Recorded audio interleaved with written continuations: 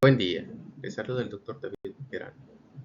El día de ahora hablaremos acerca de la psicopatología de la inteligencia y del juicio. Empezaremos hablando acerca de la psicopatología de la inteligencia. Tenemos que el concepto de inteligencia, según Wechsler, se define como la facultad compuesta o global del individuo de actuar adecuadamente y pensar razonablemente y relacionarse efectivamente con su mundo circundante. Es así como la inteligencia tiene diferentes funciones. Entre estas, es la única capaz de jerarquizar a las funciones psíquicas superiores, o sea, conciencia, juicio, ración y creación, permitiéndole encontrar diferentes y nuevas soluciones a los problemas planteados. Le confiere individualidad a la persona, o sea, cada persona podríamos decirle que tiene una manera individual de poder adaptarse y relacionarse con su ambiente circundante. Representa una adaptación de los procesos mentales a nuevas situaciones, dándole esta característica de adaptabilidad.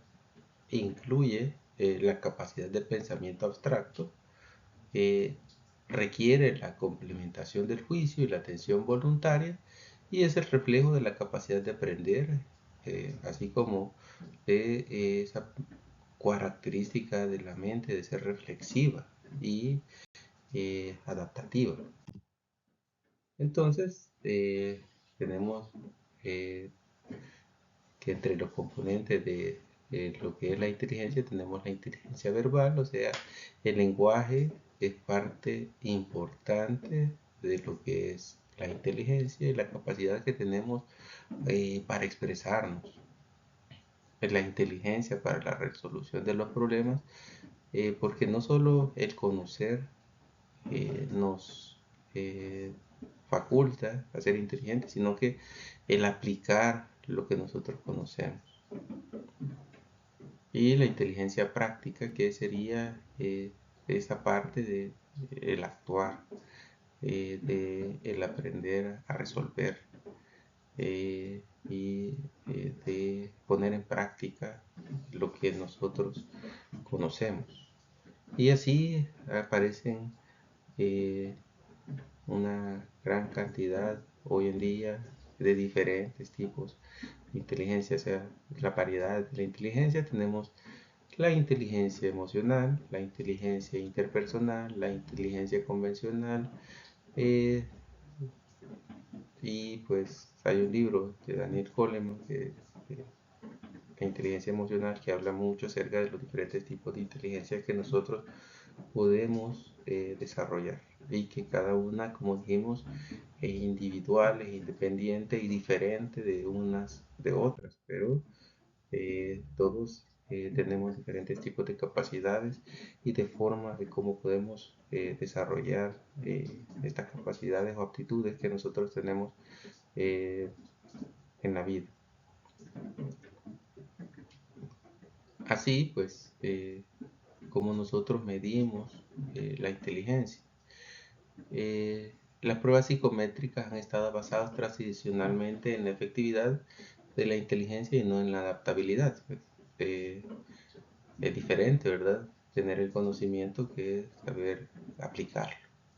Pero normalmente es a través de esta efectividad que nosotros logramos hacer este análisis a través de las diferentes herramientas que nosotros utilizamos, y las que más se utilizan es el método de la edad mental, la que se deduce los rendimientos que se obtienen por un individuo cuando se le presentan pruebas que comienzan por las adecuadas para su edad basal y que van subiendo progresivamente de nivel. Así logramos determinar qué etapa de su vida o qué conocimientos debería así conocer de acuerdo a su nivel. y el coeficiente intelectual, que divide la edad mental entre la cronológica y multiplica los resultados por 100. Fue Piaget uno de los principales eh, intelectuales de que planteó un desarrollo de las diferentes etapas cognitivas, o sea, las diferentes etapas del procesamiento de la información y de la inteligencia. Y pues definió 4 etapas eh, que son eh, las etapas cognitivas de Piaget. De 0 a 2 años, él plantea una etapa sensorio-motora en el cual las niñas y los niños aprenden a través de los sentidos a interaccionar con los objetos. Se transita de las conductas reflejas o a las acciones orientadas a metas. ¿Y qué se logra en esta etapa? Pues logran la permanencia de los objetos, o sea, es decir, que saben que estos siguen existiendo aunque estén fuera de la vista. Luego avanzan a una etapa preoperacional que va de la edad de los 2 a los 7 años, y en esta etapa ellos desarrollan habilidades para simbolizar el mundo en la mente. Utilizan palabras y aprenden a utilizar símbolos. Sin embargo, su pensamiento es todavía muy egocéntrico, que quiere decir que, que tienen dificultad para entender las perspectivas de los demás. O sea, para ellos solo hay una forma de entender el mundo, que es la propia. Por eso nos decimos que es egocéntrico. Luego pasa a una etapa de operaciones concretas, que es de los 7 a los 12 años, en donde se desarrolla una comprensión más avanzada de las relaciones causa-efecto. O sea, empieza a aparecer la lógica y la conservación de los objetos. Los niños también comienzan a comprender mejor la perspectiva de los demás y a pensar de maneras menos egocéntricas. Acordémonos que es en esta etapa en donde empieza a desarrollarse el pensamiento lógico, que el sistema neurológico llega a una etapa en donde ese pensamiento mágico religioso, mágico, empieza a desaparecer para ya tener un pensamiento más eh, concreto, un pensamiento más de adulto. Y es en la última etapa, en las operaciones formales, que va de los 12 hasta los 16 años o más avanzado para algunos, en donde se desarrolla la capacidad de pensar abstractamente y razonar hipotéticamente. Y los niños también comienzan a desarrollar habilidades para planificar y resolver problemas complejos.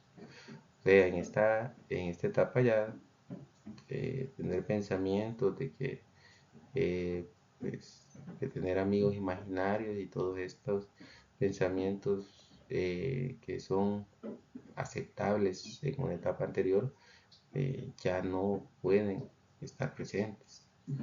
Es importante pues entender este proceso para así entender cómo este proceso de la inteligencia va produciéndose y avanzando, va desarrollándose apropiadamente.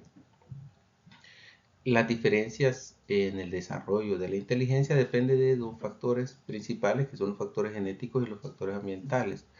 Muchas veces estos factores genéticos son factores que no podemos nosotros cambiar, pero eh, estos factores ambientales son determinantes y sí podemos actuar a través de ellos para lograr un desarrollo de la inteligencia. Claro que hay algunos que son más susceptibles a mejorar en el tipo de inteligencia que sea eh, más orientadas a las aptitudes de cada persona. Estos factores ambientales son los factores socioeconómicos y la privación social, pues muchas veces tenemos las bases para poder crecer, para poder desarrollar los diferentes tipos de inteligencia, pero este poco estímulo hace que no se puedan explotar estas capacidades.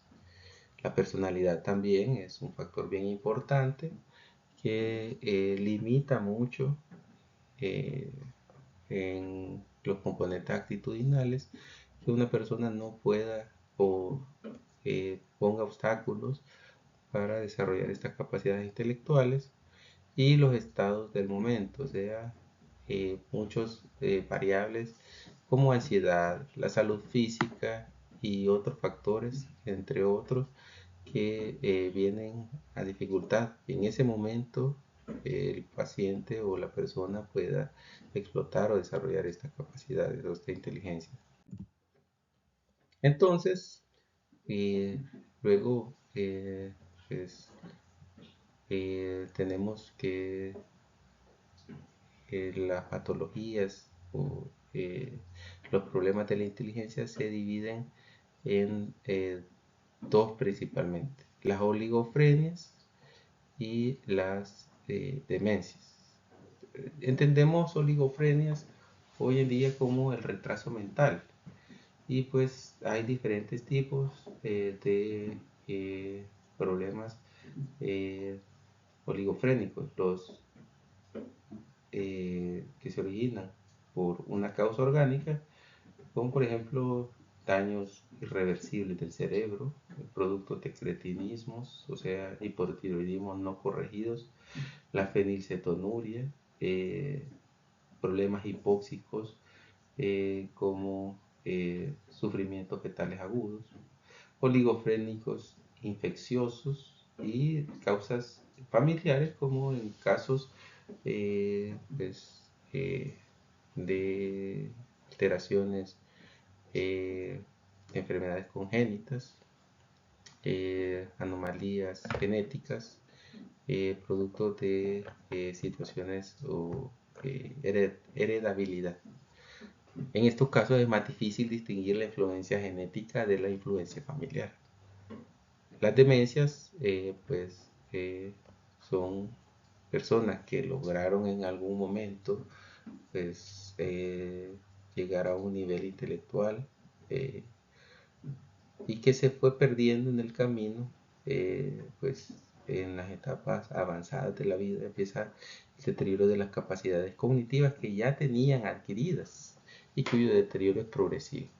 Aquí tenemos las demencias primarias, como el Alzheimer o la enfermedad de Pick, y las demencias secundarias hay hipotiroidismos eh, seniles, o sea, personas con hipotiroidismo en etapas avanzadas de su vida, deficiencias de vitamina B12, tumores, infecciones. Así, pues tenemos que saber entender que tenemos una serie de herramientas de evaluación que nos ayudan a pues, concluir que la persona está presentando cualquiera de estos tipos de procesos y entre estos está la entrevista clínica, o sea, una historia del desarrollo y el funcionamiento adaptativo, test de coeficiente intelectual como el WAIS y el WISC, que evalúan la capacidad intelectual global y áreas específicas, y en el caso de otras evaluaciones como las evaluaciones neuropsicológicas que son baterías que evalúan memoria, atención, lenguaje y funciones ejecutivas, entre otras, pues también hasta situaciones más específicas de las funciones neurocognitivas y escalas de conductas adaptativas que también son importantes, como pueden venir a afectar en la inteligencia. Así pues, una vez que nosotros realizamos estas evaluaciones y sobre todo en el caso del retraso mental, pues es importante esta clasificación ya que nos ayuda a determinar la gravedad de la afectación del retraso mental. Así, con un coeficiente intelectual de 71 a 80, pues podríamos decir que esta persona tiene una inteligencia limítrofe, con una pobreza de pensamiento abstracto y son muy funcionales y concretos en su razonamiento. Tenemos el retraso mental leve que va de un coeficiente intelectual de 50 a 55 hasta aproximadamente el 70, que es el límite entre el retraso mental leve y la persona con inteligencia limítrofe. El paciente carece de pensamientos lógicos abstractos, son capaces de deducir o inducir o de llevar a cabo procesos de análisis o síntesis, pero con un lenguaje pobre, eh, pocas palabras, eh, capaces de expresar sus deseos y afectos, pero con simplez. El retraso mental moderado con un coeficiente intelectual de 35 a 40 en su límite inferior a 50 a 55 en su límite superior son muy deficientes intelectualmente, no logran más que un pensamiento muy concreto con un lenguaje muy pobre y lo usan para pedir lo que necesitan y sin capacidad de expresar su afecto.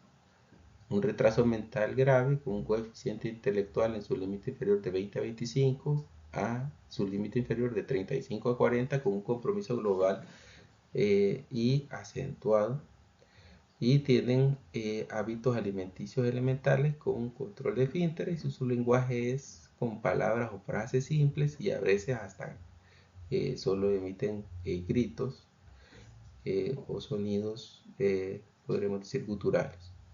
Y el retraso mental profundo con un coeficiente intelectual menor de 20, menos de 20 o 25 y carencia o casi inexistencia de vida psíquica. Es una edad mental de unos meses de vida. Y pues en el deterioro tardío de la inteligencia es importante pues eh, estos conceptos que están muy relacionados con la demencia, el deterioro psicoorgánico, que es el deterioro de algunas funciones mentales de la inteligencia con una conexión etiológica con el daño cerebral orgánico. El pseudodeterioro o la pseudodemencia, que son términos muy afines, en donde hay una deficiencia intelectual del paciente que presenta casi las mismas características del deterioro psicoorgánico, o la demencia, por decirlo así, pero cuya causa es funcional. O sea, cuando decimos funcional nos referimos a problemas de etiología psiquiátrica, como por ejemplo la más frecuente es la depresión. Tratando la depresión logramos revertir este deterioro cognitivo. El deterioro reversible es aquel que se presenta en los pacientes con patología orgánica reversible, por ejemplo, hidrocefalias normotensivas, hematomas subdurales crónicos, porfirias, insuficiencias cardíacas congestivas. Deterioros irreversibles, que son deterioros productos de un daño neuronal definitivo que no presenta mejoría espontánea ni con intervenciones terapéuticas. Un deterioro reciente, que es un estado de deterioro que se presenta como algo nuevo en el paciente de solo semanas o meses de evolución, que habitualmente sigue un curso progresivo y que está relacionado con una patología que está provocando daño neuronal. Un deterioro antiguo, que es un deterioro por lo general irreversible, ya definitivo, producto de un daño neuronal delimitado y no progresivo que el paciente sufrió en su pasado remoto. Así, pues vamos englobando todas estas características, ciertas características fenomenológicas de el paciente. Para finalizar, nosotros vamos a hablar de la psicopatología del juicio y del raciocinio. El juicio se define o se refiere a una conclusión que se obtiene al relacionar ideas.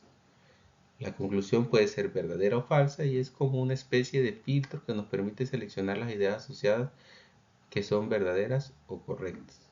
Se hace a través de la comparación de ideas, conocimientos con respecto a las nuevas experiencias y puede ser modificado por la experiencia o la educación, y esto puede ser correcto o incorrecto. La introspección, o llamada autoobservación, es decir, el autoanálisis de los estados de conciencia. En otras palabras, es la capacidad de reflexión de los estados internos por parte de una persona. En algunos textos lo exponen como una autocrítica a través de la que se espera que se gane un insight o una conciencia de sí mismo. La introspección es con la que se trabaja en psicoterapia y se ayuda al paciente al proceso de introspección para que gane el insight y sus juicios erróneos sean modificados. O sea, es como una capacidad de aprender a ver ciertas características que pues, son hasta cierto punto desadaptativas. Y así, pues, esta introspección nos lleva a un insight. Y el insight se refiere al darse cuenta de algo. Es tomar conciencia de una realidad interior que normalmente había permanecido inconsciente. Ocurre en forma súbita. Para tomar conciencia muchas veces es necesario destruir o desplazar conocimientos previos, aunque los conocimientos sean opuestos. En muchas ocasiones este proceso desencadena emisiones que pueden ser positivas o negativas. Por ejemplo, de angustia ante el descubrimiento de una verdad que pensábamos contraria a lo largo de toda la vida y que pueden formar parte de nuestra propia identidad. O sea, este insight es una parte importante que tenemos que lograr para poder cambiar o para poder tomar acciones que en un momento pues, son necesarias para mejorar. Muchas personas o muchos pacientes no tienen insight de sus problemas, haciéndoles que sea muy difícil mejorar. Hay elementos indispensables para la elaboración adecuada del juicio. O sea, situaciones como tener una madurez mental determinada para un buen nivel cultural y educativo, un coeficiente intelectual normal, excelentes controles de los impulsos, adecuado funcionamiento de la memoria, conciencia, pensamiento, lenguaje, percepción y el sistema motor. ¿Verdad? Son muchas características que vienen a tener un papel relevante en este proceso. ¿Cómo se evalúa el juicio? Lo primero es determinar si la persona tiene o ha tenido ideas delirantes, lo que indicaría una pérdida de la capacidad de realidad del juicio. Si hay ausencia de alucinaciones, evaluar existencia de criterios sociales habituales de realidad, evaluar la conducta menos aceptable socialmente o la más extraña observada en el paciente y preguntarle acerca de ella. Si no es capaz de entender el cuestionamiento ni dar una explicación de la situación, indicaría pérdida del juicio de la realidad. Por último, si no se puede aclarar en los pasos anteriores, lo que es muy raro, se diagnostican mecanismos de defensa primitivos en las interacciones y se interpretan. Así, tras este análisis, pues, se presentan las alteraciones del juicio, que podríamos calificarlos o clasificarlos entre trastornos cuantitativos del juicio y los trastornos cualitativos del juicio. Entre los trastornos cuantitativos del juicio tenemos el juicio insuficiente, o sea, un juicio pobre por causa de un desarrollo psíquico incompleto y es irreversible. Aquí tenemos el caso de los oligofrénicos o el retraso mental, como hablamos, las diferentes causas de la oligofrenia, en donde tenemos las causas orgánicas, entre ellos la hipoxia fetal. El juicio debilitado, que es una disminución o deficiencia con respecto a la capacidad interior, y es parcialmente irreversible, donde tenemos pues, problemas como el Alzheimer o la esquizofrenia. Tenemos el juicio suspendido, que se suspende el juicio por dificultad o impedimento de las funciones de la conciencia. es reversible y se da en estos pacientes que tienen cuadros confusionales o omnibulación de la conciencia, en donde pues al revertir eh, vuelve a su estado de capacidad del juicio normal. Y podremos mencionar los pacientes en estado de coma. Y en los trastornos cualitativos del juicio tenemos el juicio desviado, que es una desviación del juicio debido a interferencias de una carga afectiva de gran intensidad. Por ejemplo, pacientes con delirios, manías, melancolías. El juicio disgregado, que es una alteración cualitativa de fracción o rotura de las estructuras del juicio presentes en la esquizofrenia. Y el raciocinio, que es una actividad intelectual que encadena juicios persiguiendo como objetivo final la demostración y la confirmación de una verdad. El razonamiento trata de comprobar si los juicios son verdaderos o falsos y es como un filtro de juicios que nos permite elegir los juicios correctos para elaborar el pensamiento final del individuo. O sea, la concatenación o es una serie de juicios que vienen a formar parte de este razonamiento. El raciocinio es un acto de la mente por el que pasamos de varios juicios comparándolos entre sí a la formulación de un juicio nuevo que necesariamente sigue a los anteriores. El raciocinio nos permite avanzar y progresar en el conocimiento, o sea, genera nuevo conocimiento y puede ser deductivo por deducción e inductivo por inducción, y utilizamos ambos tipos de razonamiento continuo e indistintamente. ¿A qué nos referimos con un razonamiento por deducción? Aquí hablamos acerca de un razonamiento que acepta como verdadero una proposición llamada consecuencia. O sea, cuando otras proposiciones llamadas premisas también lo son.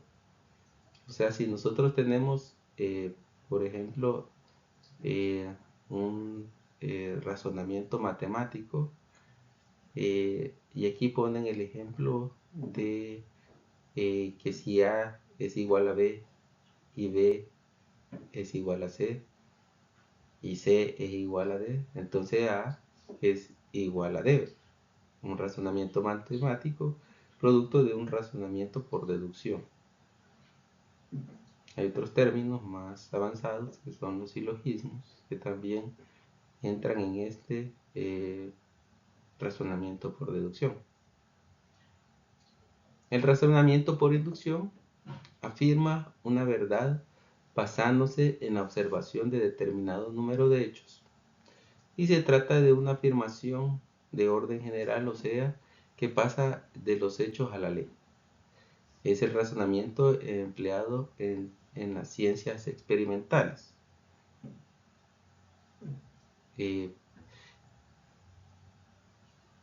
Tenemos también el razonamiento por analogía, cuando la verdad que se afirma es de observar en uno de los términos caracteres semejantes a los observados en otro. O sea,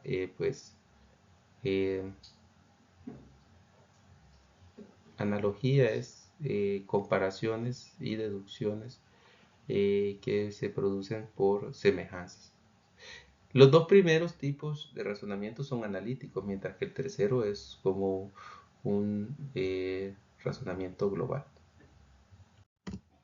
Entonces, así pues, un estímulo en base a una verdad, uno puede realizar una introspección generando un insight y llegando a un juicio o una conclusión.